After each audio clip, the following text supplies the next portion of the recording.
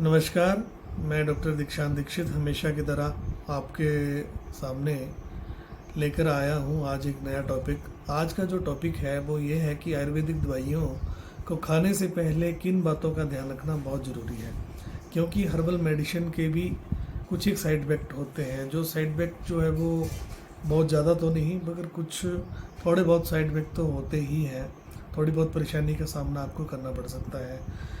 जैसे तो कहा जाता है कि आयुर्वेदिक के कोई साइड इफेक्ट नहीं होते, तो उन साइड इफेक्ट को हम ये कह सकते हैं कि कोई जानलेवा साइड इफेक्ट नहीं होते हैं, मगर थोड़े बहुत छोटी मोटी परेशानियां आपको हो सकती हैं। तो आप जानते हैं कि आपने क्या करना है। आयुर्वेदिक दवाइयों के उपयोग से पहले कुछ सावधानियां आपने बरतनी है। इसके बारे में आयुर्वेद में कुछ नियम है जो हमारे शास्त्रों जैसे सुश्रुत संहिता और चरक संहिता में बताए गए हैं। जब कोई रोगी दवाई लेता है तो उसे रोग, उसके बल और उसकी आयु, इन तीन चीज़ों का ध्यान रखना बहुत ज़रूरी है। इसका अर्थ ये है कि एक जैसी बीमारी होने के बावजूद भी दो रोगियों को एक जैसी दवाई नहीं दी जा सकती, और जो उनकी प्रकृति, उनकी तासीर, उनकी बल, उनके आयु को देखते हुए ही अलग अलग दवाई जो है वो प्रिस्क्राइब करने की सलाह दी गई है। मगर आजकल कुछ एक डॉक्टर्स जो हैं वो इस चीज़ को नहीं देखते हैं, और एलोपैथिक दवाइयों के जैसे एक किसी को जैसे एक दवाई दी है, दूसरे को वही दवाई दे देते हैं। इसलिए कुछ लोगों को आयुर्वेदिक दवाइयों का जो है वो लाभ नहीं मिलता है, और वो लोग ये कहते हैं कि मुझे फ़ायदा नहीं हुआ, या कहते हैं कि फ़ायदा मुझे बहुत स्लो हुआ।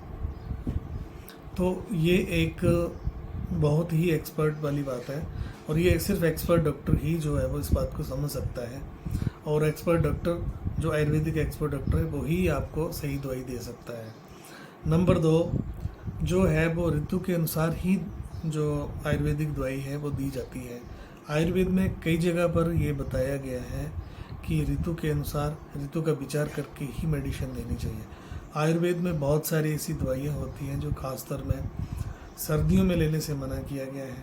कुछ दवाइयाँ ऐसी होती हैं जिनकी तासीर गर्म होती है, उनको गर्मियों में बिल्कुल भी लेने से मना किया गया है।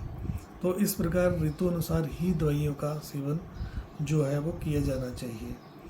और नंबर 3 इसमें जो सुश्रुत और चरक संहिता में बताया गया है कि यदि आपका जो पेशेंट है, कोई पेशेंट अगर कब्ज़ या अपच या पेट से संबंधित किसी भी बीमारी से रिलेटेड है, तो आयुर्वेद के डॉक्टर को इन चीज़ों का ध्यान देना बहुत ज़रूरी है।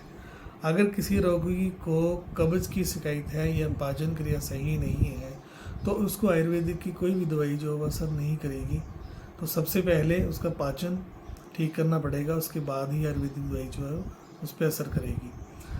नंबर 4 की पहले रोगी के शरीर की प्रकृति को उसको जानना पड़ेगा, समझना पड़ेगा। आयुर्वेद में ऐसी बहुत सारी दवाइयाँ हैं जिनका लोग उपयोग करना चाहते हैं।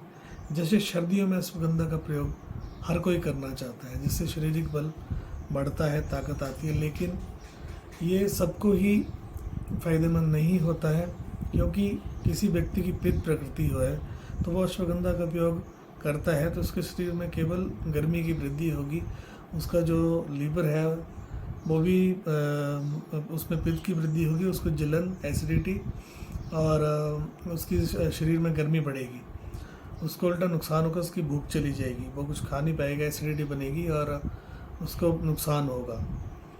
तो ये ज़रूरी नहीं कि हर दवाई आपके लिए लाभदायक हो। यदि कोई दवाई आपके लिए और सिर्फ आपकी प्रकृति के अनुसार ही दी जानी चाहिए, आपको एक्सपर्ट आयुर्वेदिक डॉक्टर के पास जाना चाहिए। ऐसे ही किसी ऐड के द्वारा या किसी गूगल या यूट्यूब में देखकर आपको दवाई जो नहीं लेनी चाहिए।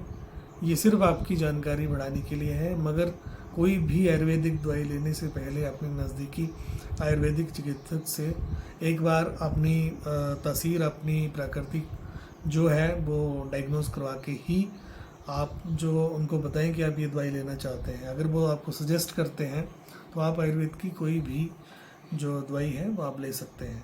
तो आप मेरा यही आपसे कहना है कि आप सिर्फ किसी एक्सपर्ट की सलाह के द्वारा ही कोई दवाई लें, ऐसे आप बिल्कुल ना लें, इसका आपको साइड इफेक्ट हो सकता है। नमस्कार।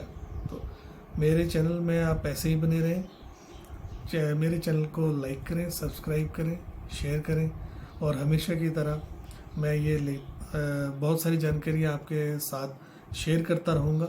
आप मेरे साथ बने रहें। धन्यवाद।